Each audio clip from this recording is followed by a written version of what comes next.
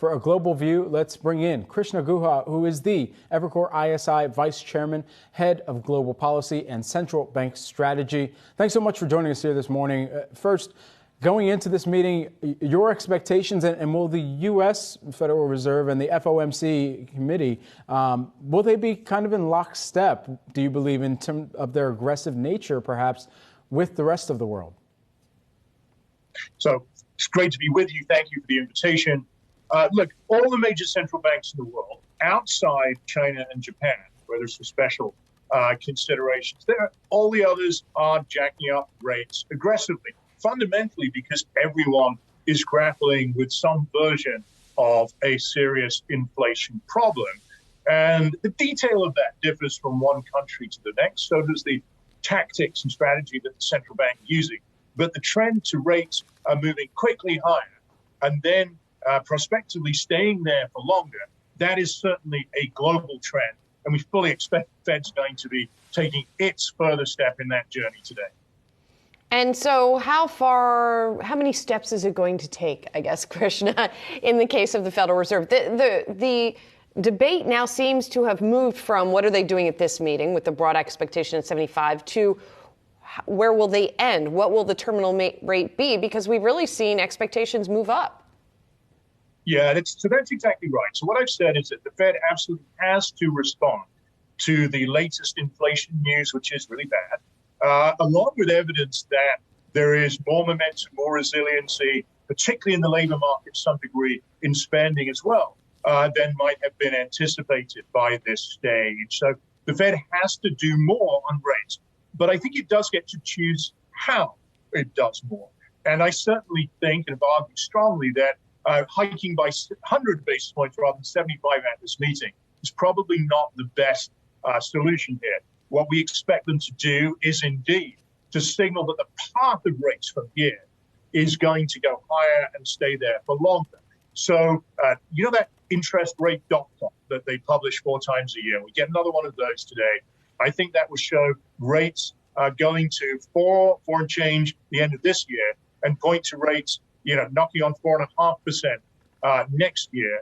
I think the message will also be that rate cuts are a long, long way out. No rate cuts next year, only moderate rate cuts in 24 and 25. Why? Because they expect inflation to be coming down, but will be coming down only gradually over those years ahead. Given that you track the global picture here, too, I mean, this comes up at least, every day, I should say, within this conversation, too, is not just what's in the Fed's control, but also what's out of the Fed's control. And what's out of the Fed's control is things like energy prices, is things like the supply chain, and that supply chain being a global supply chain, even though there are efforts right now to bring more of that domestically here in the U.S., in the near term, that's still going to be a very global part of the equation that the Fed does not have control over. Is there any signs that is improving from your perspective? So first of all, you're exactly right to say that this is a particularly difficult situation for the Fed, as for most of the other central banks, because a lot of the shocks that are hitting the economy are on the supply side rather than the demand side first. And secondly, that a lot of those supply shocks are global in nature. They relate to the pandemic, or they relate to Russian war in Ukraine, or other factors. And so they aren't the sort of things that central banks are used to dealing with, or particularly good at forecasting. So that certainly makes it an additionally difficult time. Now, the right approach for the Fed to take in this environment is to say, on the one hand, look, we don't control where the gasoline price will be next week, next month. If Vladimir Putin decides as part of his energy war, he's going to, for instance, cut Russian oil production to try to generate an oil price spike. There's not a lot the Fed can do about that directly, and it's a massive but, on a 2 to 3 year type horizon and beyond, the Fed owns inflation in the U.S., period. And the Fed has the instruments, has the capacity, needs only the will to actually use those instruments in order to return inflation to an acceptable trajectory on a 2 to 3 year horizon. So that's the balance here to strike. We don't control inflation on a month-by-month basis. They do control inflation on a 2-3+ year horizon. That's the message that we will, I think, want to need to hear from.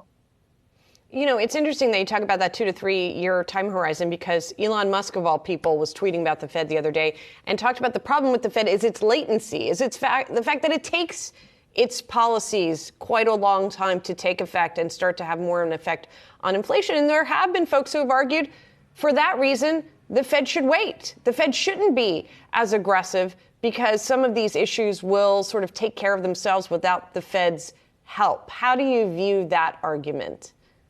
So I'd say a couple of things there. First of all, I think the Fed has no choice but to err in the direction of doing a bit too much, because the cost of allowing high and variable inflation to become embedded in the U.S. economy is greater significantly than the cost of causing a recession or trying to cause a recession. But if you had to pick, you would pick a recession over a return to the 1970s.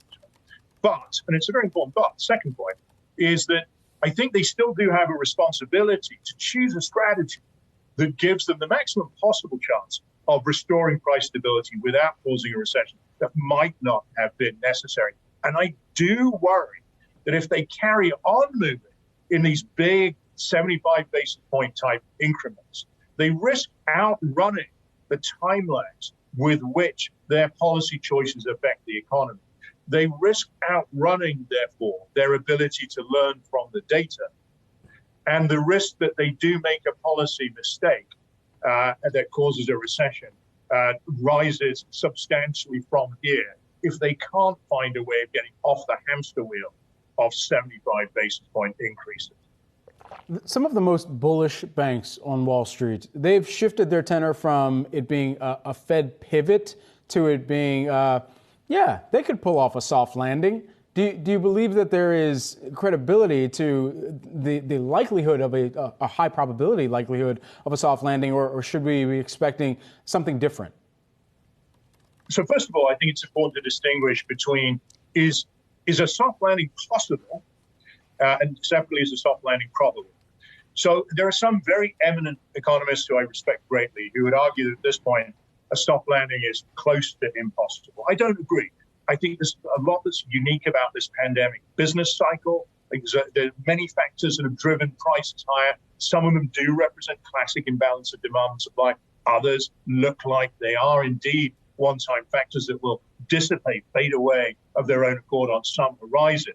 So I think it is possible that we will be able to restore, price stability, restore an inflation rate closer to 2% without necessarily having to have a full-blown recession. Second question is, how probable is that? And I think the probability moves up and down as we get new information coming in. I've sort of felt most of the year that probability is moving between 60-40 one way and 40-60 the other.